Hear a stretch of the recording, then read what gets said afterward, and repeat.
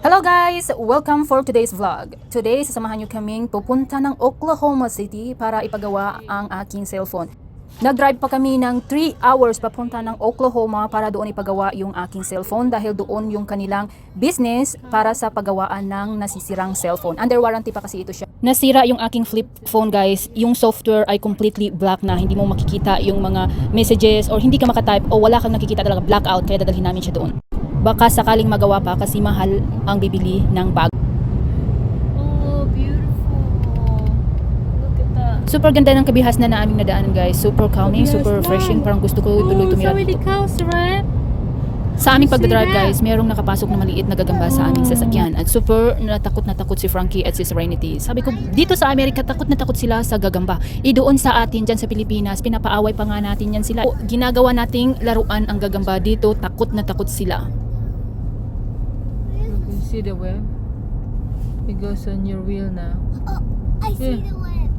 There, have it on my wheel. Yeah. Where is he? I see. Bite me while I'm driving. Where? I don't want to. So welcome to the open mall, Nike factory. So ayan siya. It's a huge open store. So each branches have their own a small store. It's a huge open mall. Are you going shopping? Officially, nag-start na yung summer dito guys. Kaya marami kang nakikitang mga tao, bumibili, namamasyal, nag-shopping. Kahit Hey, open mall ito, jewelry, super mura yung mga bilihin dito. Kung nakikita nyo, 50 to 60% until 70% yung mga paninda nila dito. Unang pinasok namin is Gap. Mamimili ako ng pa-birthday kay Serenity ng mga damit. Meron silang mga 50 to 60% discount. And then, nag-proceed ako doon sa Coach Factory. Marami silang mga magagandang bag doon guys. Pero pricey, para lang sa akin pricey siya ha. Pero sa iba hindi yan pricey. Ang price range ko lang kasi is 300 pababa. Kapag 400, 500, mataas na yan sa akin. So, hindi na siya pwede. Kung yan, nakikita nyo yung mga coats na mga bag. Super ganda, shoes. At marami pang iba. Discounted na yan guys ha. Meron silang mga discounted na mga items dyan. Ang gaganda. Kaso nga lang kahit discounted, mahal pa rin para sa akin. Kaya ang ending, nag-window shopping na lang ako. May nakita rin ako doon na maliit na purse. Babalikan ko yun kapag nakaipon na ako. So at least ayan guys, makikita nyo ang loob ng Coach Factory.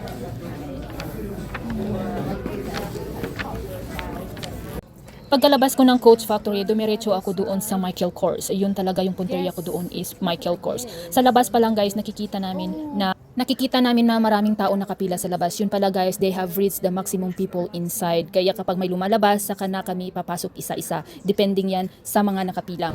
So ayan kami, pila-pila din pag may time. Kasi kailangan natin pumasok doon sa loob ng Michael.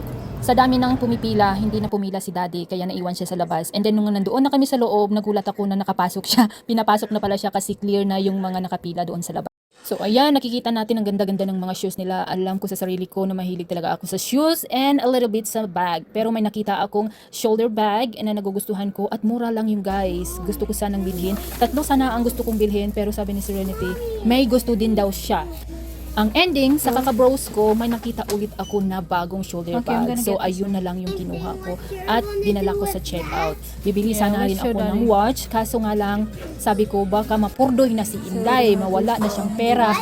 Kaya, at yung shoulder na yan na mini brown ang aking na-checkout agad-agad. Nag-control ako this time. At 400 lang ata yung nagastos ko today. Sobrang lawak nitong store na ito guys. Kahit buong araw mo lalakarin, hindi mo pa maubos lahat ng mga good stores. Napagod si Serenity sa kaka-shopping, so ayan nakita niya yung ice cream na nag-stop by dyan. Kaya bumili siya ng kanyang colored ice with cream. Kung sa atin, parang halo-halo ito, pero different type of halo-halo. Ano lang, colored sweetener lang yung nilalagay nila. Walang mga sago, walang mga boba, bubble, or something like that. Ito lang puro matatamis and ice lang. Siyempre, hindi lang ako mag-enjoy today. Dinala namin si Serenity sa stall na ito, which is daw fishing type balahaw, maghatag ka kwarta tapos mag-fish ka, magbunit-bunit ka kung wala ka mabunit. So nagpa-chance kami ng around $10 para makapaglaro siya. Unfortunately, hindi siya nanalo so umuwi siyang luhaan. Pero after that, binila namin din siya ng toy. Around this time guys, napagod na ako kaya sinabihan ko na sila, tara na, umuwi na tayo. Napagod na ako kakadala kay Vincent. Ang bigat-bigat ni Vincent. Kaya last game na nila, hindi pa rin sila nakakuha. Malas talaga itong game na ito. On our way out guys, akala ko tapos na kami. Tapos napastop by kami dito sa American Eagle at nakagastos na naman ako. Sabi ko tapos na, ayaw ko na gumastos pero nakagastos ako for the last time na ito. So ayan siya. And then, yung husband ko pumasok na naman sa shoes. Sa shoe market. Bibili sana siya ng shoes niya. New Balance ba yun? Nakalimutan ko. Tapos umiyak si Vincent. Kaya dumiretso na kaming umuwi. At buti na lang hindi na kami nakagastos. At ito lang pala yung nabili ko, American Eagle, Michael Kors, and Gap. At meron pa kaming binili ng mga hot sauce there and mga good sauce din. So, at meron pa pala kaming binili sa ibang store ng mga damit din. So, overall, we spent around $600 or $700.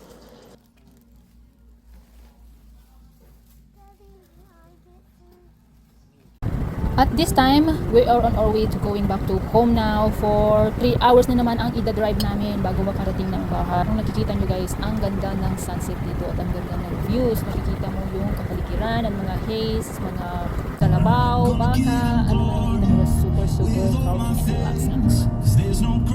And that's all for today's ganap guys. Thank you guys for watching. See you guys later. Bye-bye!